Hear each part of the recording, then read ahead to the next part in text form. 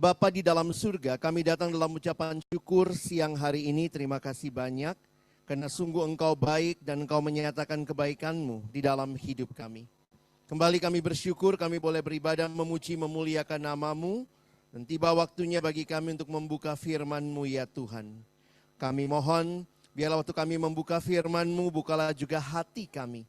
Jadikanlah hati kami seperti tanah yang baik, supaya ketika benih firman-Mu ditaburkan, itu boleh sungguh-sungguh berakar, bertumbuh, dan juga berbuah nyata di dalam kehidupan kami. Berkati baik hamba-Mu yang menyampaikan, semua kami yang mendengar, Tuhan tolonglah, agar kami bukan hanya jadi pendengar-pendengar firman yang setia saja, tapi mampukan dengan kuasa dan pertolongan dari Roh-Mu yang kudus, kami dimampukan menjadi pelaku-pelaku firman-Mu di dalam kehidupan kami, di dalam keseharian kami. Bersabdalah ya Tuhan, kami umat-Mu sedia mendengarnya. Dalam satu nama yang kudus dan berkuasa, nama Tuhan kami Yesus Kristus, kami menyerahkan pemberitaan firman-Mu. Amin. Shalom, selamat siang. Bersyukur kepada Tuhan, Tuhan berikan kesempatan kita beribadah. Kiranya ini juga bukan sebuah rutinitas, tapi benar-benar kita juga secara pribadi dan bersama mengalami perjumpaan pribadi dengan Tuhan. Tema yang diberikan kepada kita hari ini adalah ibadah online atau on-site, ya. Nah, ini pertanyaan Bapak Ibu Saudara ya. Jadi saya pikir ya tugas saya harusnya di akhir dari pemaparan ini kita bisa menjawab pertanyaan ini. Tapi jujur ya, jujurly speaking begitu. Ketika persiapan juga saya pikir kita harusnya nanti bisa melihat beberapa konteks untuk akhirnya nanti bisa memutuskan dan menjawab pertanyaan ini. Next slide ya. Nah, COVID-19 kalau Bapak Ibu lihat telah mengubah banyak hal dalam kehidupan, termasuk di dalam gereja. Ya, next slide. Next lagi, saya tuliskan ya. Kadang-kadang kita jadi mikir, gereja itu apa ya? Rethinking church. Dan dalam gereja kita katakan bahwa kita melakukan ibadah. Next slide. Apa itu ibadah? Yang manakah ibadah? Next slide. Ini ibadah bukan? Next, ini ibadah? Next. Ini ibadah. Ibadah sekarang ini begini. Nanti kalau kira-kira anak cucu kita 20 tahun depan, 50 tahun depan, searching ibadah tahun 2020, ini ibadah. Ya. Next slide. Ini ibadah. Jadi memang jadi pertanyaan buat kita, apa sih ibadah? Ya, tunggu sebentar, tenang, pelan-pelan. Jadi kalau saya ingin, jadi ini diskusinya Bapak Ibu Saudara ya. Saya pikir kita harus memikirkan sama-sama, khususnya bagi kita orang-orang intelektual yang juga beriman kepada Tuhan, bagaimana kita menghayati ibadah Kristen. Ada yang mengatakan begini, ini diskusinya kira-kira seputar ini. Apakah ibadah on-site itulah ibadah yang sesungguhnya? Online itu kurang ibadahnya. Jadi ada yang mengatakan on-site itu yang semestinya. Yang online itu sebenarnya adalah sebuah alternatif pilihan. Dan logikanya, kalau sudah bisa onsite, tutup online-nya. Nah, kira-kira seperti itu. Sehingga pertanyaan utamanya, apakah onsite atau begini, apakah online ini menggantikan onsite? Karena 2 tahun ke belakang, 3 tahun ke belakang, ya ada masa memang nggak boleh ke gereja. Atau online ini menguatkan onsite. Atau sebaliknya, onsite itu menguatkan online. Nah, diskusinya akan seputar itu saudara. Dari banyak artikel, banyak pendapat hamba Tuhan, saya pikir itu selalu akan menjadi pergumulan yang tiada akhir begitu ya. Sampai nanti mungkin kita akan bisa melihat lebih jauh seperti apa perkembangan zaman ya. Next. Nah, maka saya berhutang pada sahabat saya Bapak Jimmy Setiawan. Di awal kami melakukan ibadah online, kami mengundang dia karena dia orang yang belajar khusus tentang ibadah. Dan beberapa slide-nya saya coba pakai di sini saudara ya, untuk menolong kita melihat, ya, untuk menilai. Nah, dia menuliskan begini, ibadah daring ini sebagai alternatif. Ya. Dan ada kalimat begini, bersifat situasional dan temporal. Jadi terkesan ya, ini situasional ya karena lagi pandemi, daring diperbolehkan begitu ya.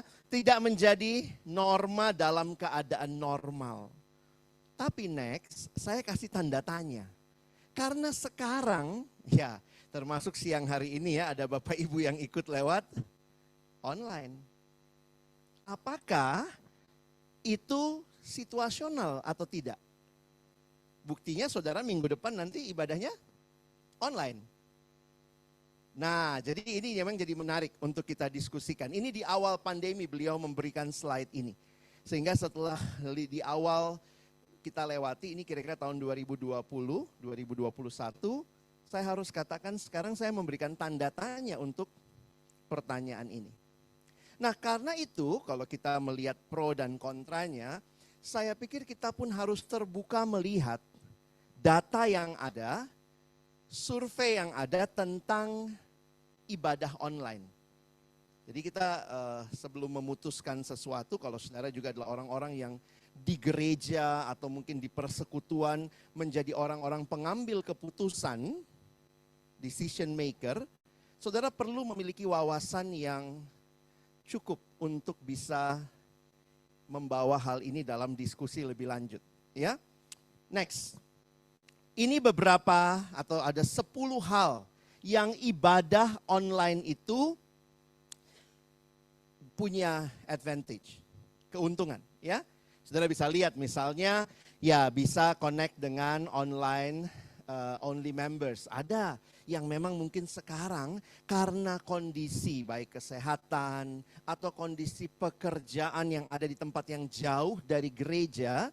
Dan ya bersyukur ketika ada sinyal ya berarti dia bisa gereja. Beberapa teman yang lulusan pertanian lalu kehutanan bekerja benar-benar di hutan sawit. 2 jam paling dekat baru ketemu gereja. Hari Minggu kalau harus ke gereja 2 jam itu nggak mudah. Tapi karena ada sinyal maka mereka bisa ibadah. Sisi lain misalnya reach potential new visitors. Ternyata ketika di YouTube secara khusus ibadah-ibadah Kristen banyak orang, beberapa bahkan sudah menjadi jemaat setia, tapi tidak ngaku. Dan kalau dia ke gereja akan sulit. Saya kaget juga ketika diskusi sama satu teman gitu ya. Teman itu punya orang yang dia ketemu, maaf, dengan menggunakan hijab begitu ya.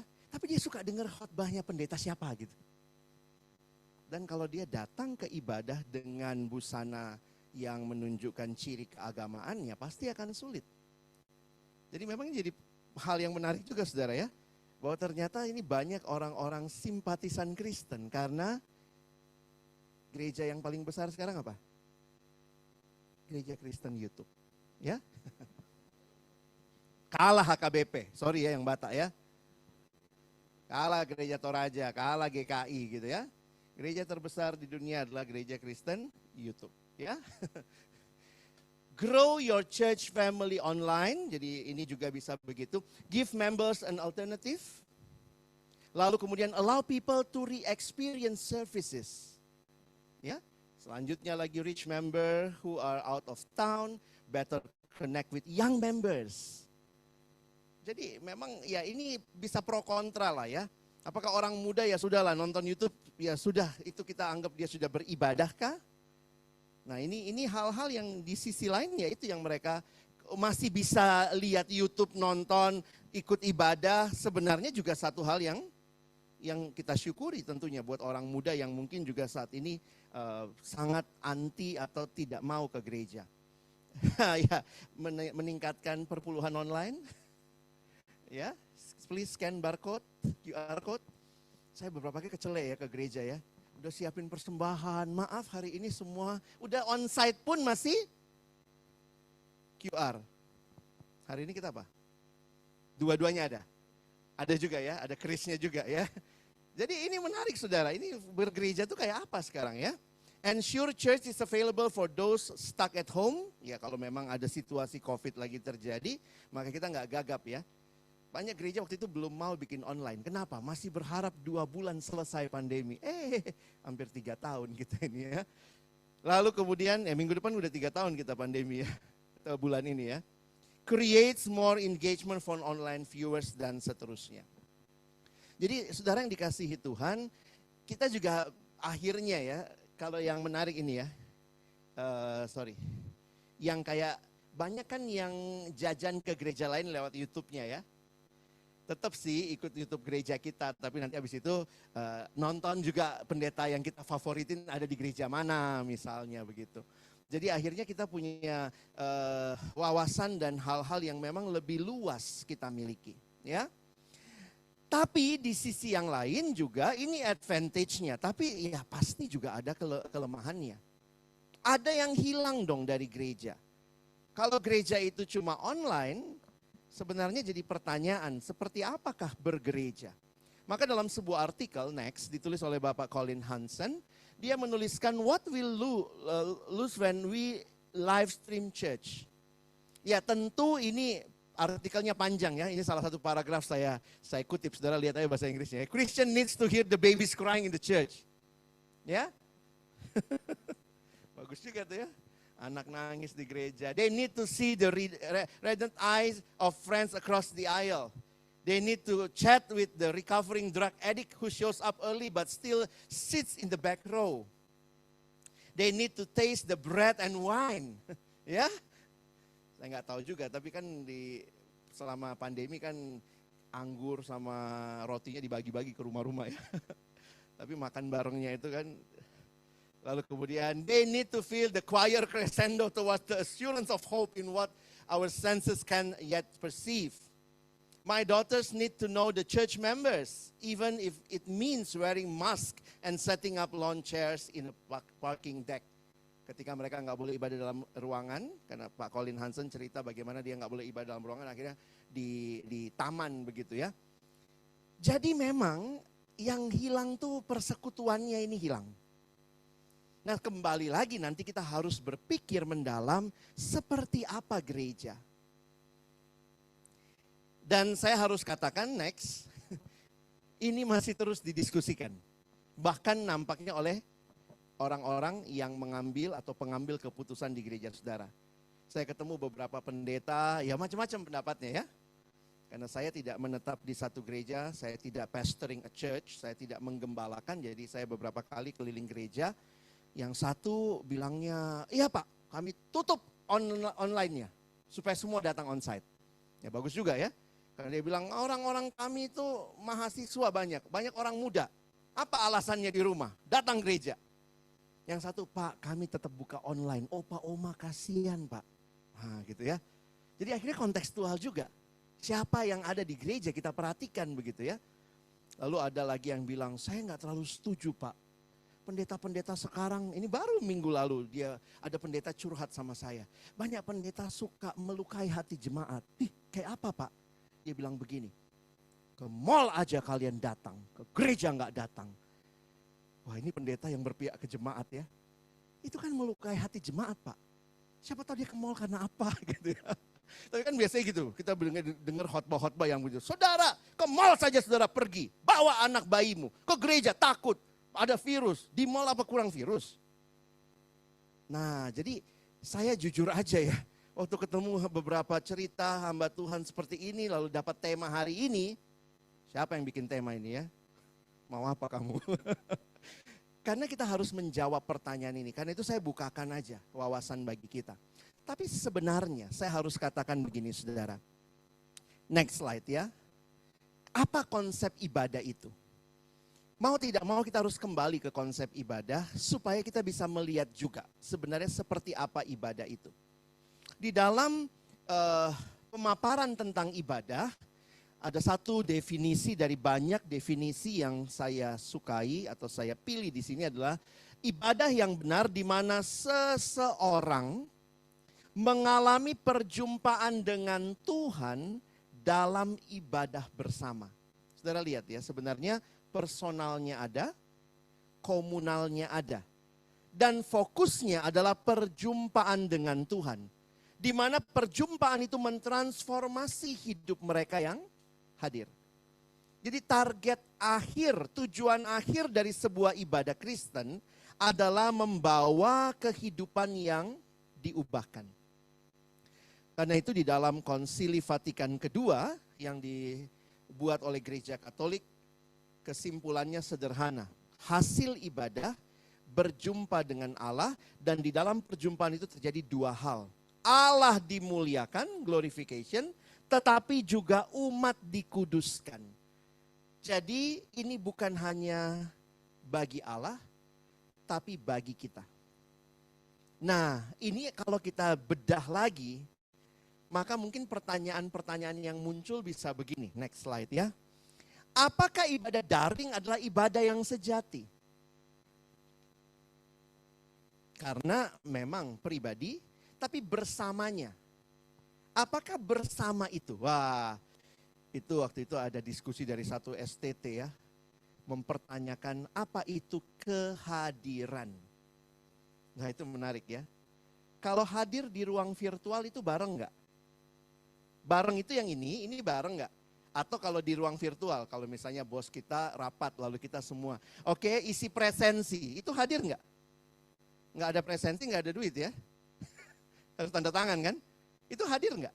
Hadir itu apa? Nah, jadi didiskusikan. Nah, termasuk waktu kita bicara ibadah yang daring, karena definisi ibadah, satu pribadi mengalami perjumpaan dengan Tuhan dalam ibadah bersama. Bersamanya itu harus satu tempat kah? Atau satu rasa saja cukup? Nah, jadi nggak mudah ya. Akhir daripada saya ikut kuliah umum itu, akhirnya pun saya nggak ngerti apa itu kehadiran saudara ya. Karena terlalu filosofis, bingung begitu ya. Tapi mau dikatakan bahwa ternyata kehadiran bukan sekadar masalah ruang dan waktu. Saudara, di gereja kadang-kadang kita juga gitu. Mari kita berdiri bersama dengan umat Allah di sepanjang abad dan tempat. Opung-opung yang udah mati semua, yang meninggal semua. Bersama dengan mereka di sepanjang abad dan tempat. Kita pun mengakui itu bersama. Makanya kita katakan kita adalah gereja yang kudus dan am. Am artinya umum. Mencakup semua zaman. Bukan hanya yang sedang duduk di sebuah ruangan tertentu. Jadi apakah Allah tetap bekerja melalui ibadah daring? Apakah ibadah daring berkenan kepada Allah? Nah saya pikir sih begini saudara ya. Baik ibadah daring online maupun ibadah onsite punya jebakan masing-masing kan. Makanya jangan hanya mengkritisi ibadah online. Tapi juga kritisi ibadah onsite. Berarti sebenarnya melalui pandemi ini Tuhan mau gereja kembali dimurnikan dalam ibadah. Baik kita yang tetap onsite ataupun kita yang masih pakai online. Jadi jangan cuma dikritisi yang online ya. Karena saya pikir kadang-kadang nggak fair. Onsite tapi main HP ngapain? Ya onsite juga ya, tapi ternyata lagi nonton Blackpink kemarin ya. Pas dia salto misalnya, wah gitu banget ya. Misalnya, jadi sebenarnya apa arti beribadah? Apa arti bergereja? Ketika dia datang di satu tempat tapi pikirannya ada di tempat yang lain. Nah ini jadi pertanyaan-pertanyaan penting buat kita. Jadi saudara hari ini saya nggak jawab pertanyaan sebenarnya, saya bikin saudara tambah bingung aja. Ya, tapi itu baik, dengan bingung saudara mikir. Orang yang nggak bingung nggak mikir. Karena udah pusing dah gitu ya.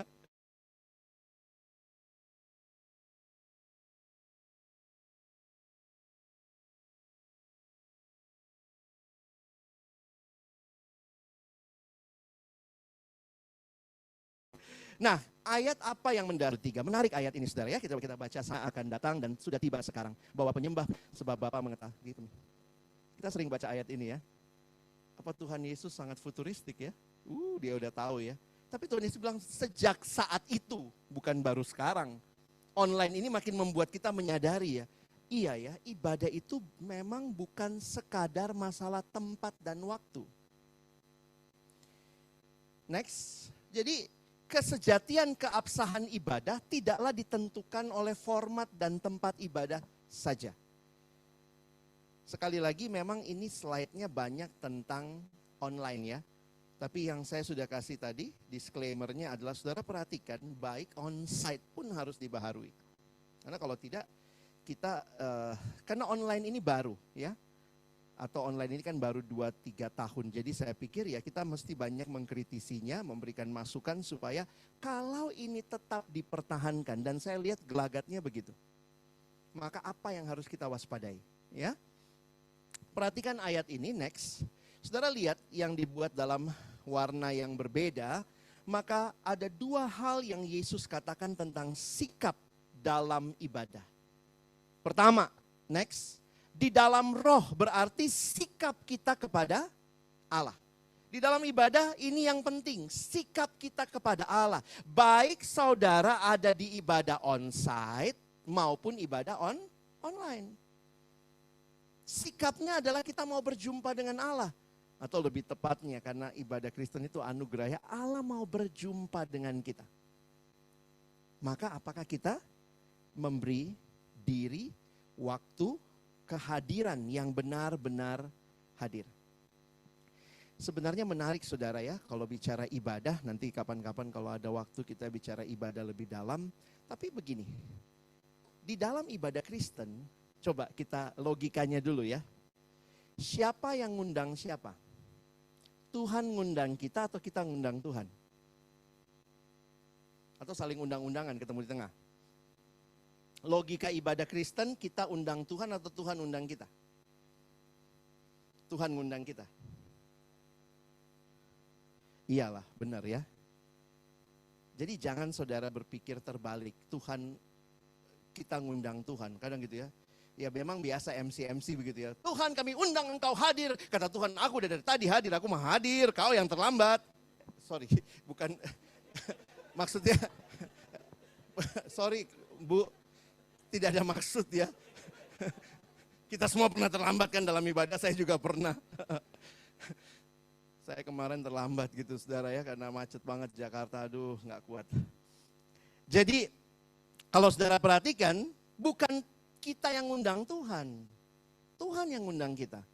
Makanya di dalam ibadah biasanya dimulai dengan votum dan salam. Tuhan yang ngasih salam sama kita kan. Ibadah ini berlangsung dalam nama Allah Tritunggal, Bapa, Anak, dan Roh Kudus. Wah, waktu saya bawakan pembinaan begini di satu gereja, seorang majelis senior angkat tangan. Saya nggak setuju Pak Pendeta. Wih, nggak apa-apa juga sih Om, beda pendapat ya. Jadi menurut Om apa? Ya kita yang undang Tuhan. Oh gitu ya Om ya. Tapi saya agak terganggu Om.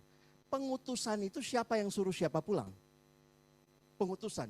Pulanglah Tuhan dalam damai sejahtera. Terimalah berkatku. Kalau pengutusan kita yang disuruh pulang sama Tuhan, makanya dipasu-pasu kau kan. Dikasih berkat. Makanya logika kita mesti jalan waktu ibadah. Kita punya sikap hati menanggapi undangan Tuhan. Itu aja udah bikin ibadah kita beda.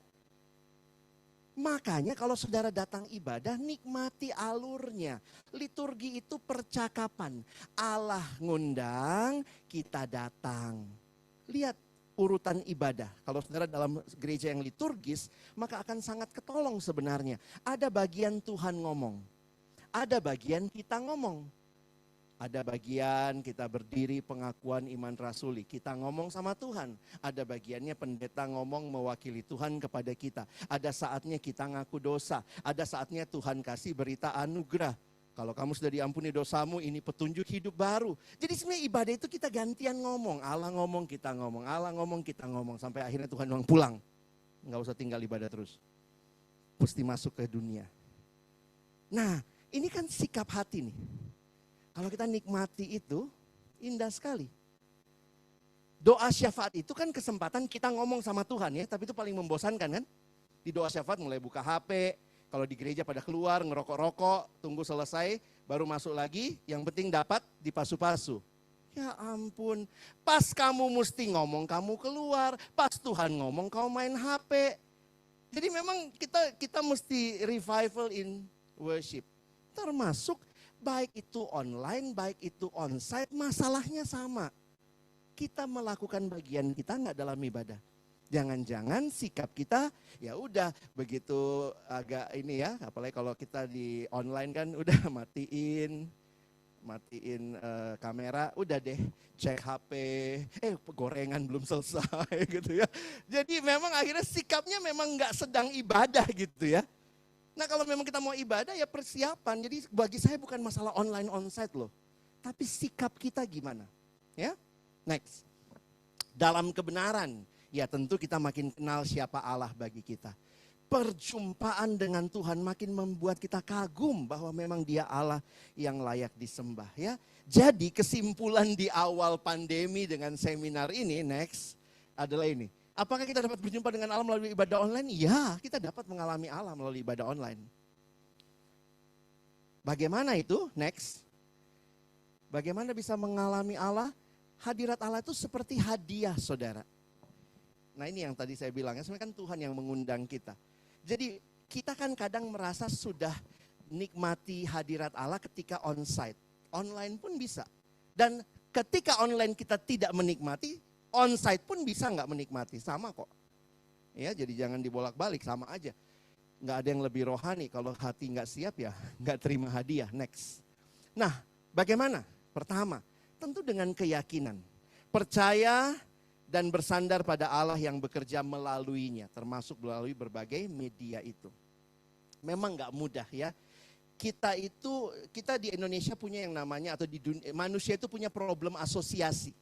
Tahu ya problem asosiasi. Jadi misalnya kita udah tahu nih, misalnya lagu dangdut, bayangannya apa? Enak, goyang, kampungan, tapi kita juga suka gitu ya. Itu asosiasi namanya. Jadi kalau ada lagu gereja dangdut rasanya kampung banget sih gereja lo. Nah itu asosiasi. Asosiasi kita nonton YouTube ngapain? Entertain. Bayangkan ketika entertain harus berubah jadi worship. Makanya juga kadang-kadang itu ya dulu bercandaan gitu ya. Lagi worship, oh Tuhan, Shopee COD. Sorry ya sebut merek ya. Saya harap jangan dimonetize ya. Punya DJP nggak usah lah. Nggak ada pajak juga dari situ nanti. Nanti kalau saudara monetize orang lagi angkat tangan tiba-tiba. Kan ada yang suka nonton ulang ya. Nonton ulang dia udah tutup mata gitu ya. Shopee COD. Jadi itu menarik untuk kita yakini Allah hadir dan Allah memakai itu semua. Nah masalahnya memang kita mesti siapkan hati kita. Meyakini ini bukan cuma nonton YouTube kok. Kita lagi ibadah. Begitu. Ya. Next. Dengan kesungguhan, maka perlu sikap yang penuh persiapan dan perhatian. Di gereja juga sama. Kadang-kadang kita bilang, alah kalau online itu orang pakai celana pendek, atasnya batik ya, biasanya begitu ya. Tapi ya itu kan memang karena konteks di rumah, tapi di dalam gereja juga bisa begitu. Apalagi kalau gerejanya nyaman, dingin ya. Duduknya dari tegak nanti lama-lama sudah begini nih. Terakhir itu udah pulanglah dalam damai sejahtera kan udah tidur dia di situ. Jadi kita mesti siapkan dengan kesungguhan. Hadirat Allah kita nikmati dalam kesungguhan. Dan terakhir, dengan keutuhan. Maksudnya apa? Mengikuti ibadah dari awal sampai akhir tanpa terpotong. Makanya saya usulkan kalau saudara akhirnya dalam konteks tertentu yang saudara sendiri pertanggungjawabkan di hadapan Tuhan ya. Hari ini saya nggak bisa ke gereja onsite, saya pilih ibadah online. Sebaiknya ibadahnya bareng sama jemaat. Walaupun mungkin nanti bisa ditonton lagi. Kan bisa ya, ditonton lagi beberapa gereja, ada yang langsung take down, ada yang tetap ada. Karena nanti kalau kita nonton berikutnya gitu ya, pause dulu nanti cek HP, balas dulu gitu ya. Nanti kemudian lanjut lagi. Jadi ini yang disebut dengan keutuhan. Antisipasi Tuhan mau memberikan dirinya bagi kita. Maka mari kita siapkan diri kita dengan keyakinan, dengan kesungguhan, dan juga dengan keutuhan. Termasuk kalaupun saudara hadir onsite, maka alamilah hal ini secara umum.